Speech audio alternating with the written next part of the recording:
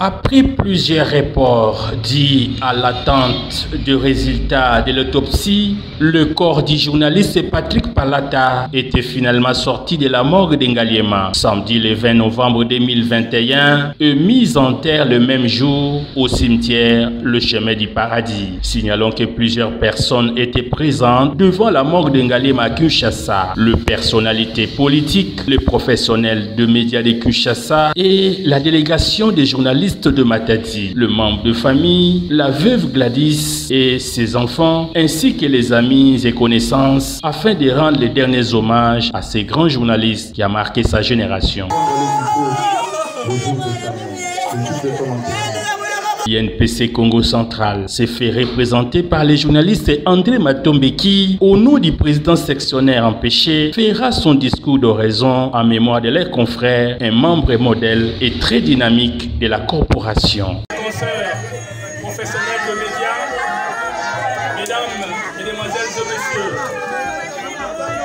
c'est au nom du président sectionnaire de l'INPC Congo Central, Dieudonné Mwakadi empêché et dont la santé n'a pas permis de faire le déplacement de Matadi à Kinshasa. Après plusieurs reports, que je prends la parole à cette raison funèbre en mémoire de notre confrère Patrick Palata Kinano. Nul ne pouvait retenir ses larmes au moment des recueillements, car pour plusieurs, Patrick Palata était réellement un journaliste engagé qui a milité grâce à sa diversité des informations de proximité, fouillées et fouinées.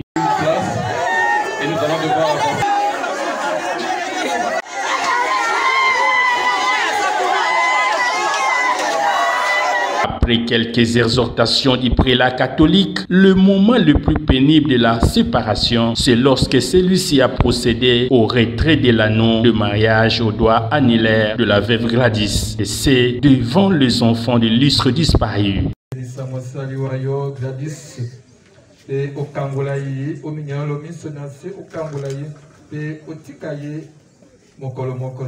Touché par la disparition brusque de Patrick Palata, le député national de Onkusunkunzubikawa, l'élu de Matadi, fait une promesse ferme de soutenir la veuve et les enfants.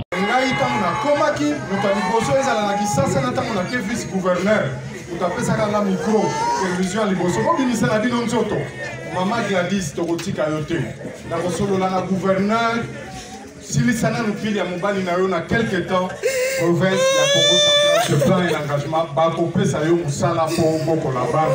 Bien après toutes ces cérémonies devant la mort, les corbillards s'est dirigé vers la route du Congo Central, précisément au cimetière Le Chemin du Paradis, le musée de la mémoire. Ici, avant sa mise en terre, le père et la mère de Patrick Palata, consternés par la disparition tragique de leur fils, font des déclarations très poignantes.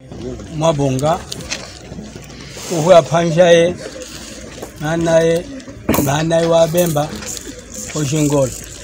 Mushi nendaga uwe apola ngumselando, amisha Palata ange shize firu, shanye mbiege. Kwa kenjela betu nyonso. Yovana lufa ya nzambi lubali kwa.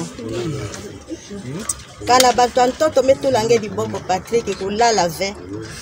Landa muntu ango yin. Pesa chance na papa. Pesa chance na bampangi nange ya mebikala. Sambu bosansa bana nange. Munu mama nange. Tumba Victorine muke na kusonga nge Patrick.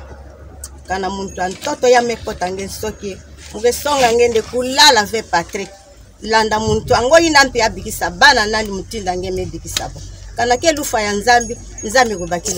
Pour rappel, Patrick Palata est décédé vendredi le 15 octobre 2021 à 3 h du matin à l'hôtel Marie Atanzi dans la commune d'Enzile à Kinshasa, alors qu'il revenait fraîchement d'une mission de travail à Kolwezi dans la province de Lualaba où il est allé réaliser la couverture médiatique de la semaine congolaise du tourisme. Il était bien avant directeur provincial des canaux Congo Télévision Matadi avant d'aller créer sa propre chaîne à la télévision. télévision. Il laisse derrière lui une veuve et 6 enfants. Patrick Palata a succombé à l'âge de 42 ans. Pour l'heure, les causes de sa mort restent toujours un mystère, car bien que le médecin légiste avait rendu son rapport de l'autopsie auprès du procureur du parquet des grandes instances d'Enzili, la famille n'est toujours pas en possession de ces résultats pour en savoir un peu plus sur la cause de la mort de leur fils. C'est ici au cimetière, le chemin du paradis, qui reposera pour l'éternité le journaliste Patrick Palata à Dié-Pacho. Tout le monde veut aussi aller voir Dieu. Mais pour mon Nzambe, il faut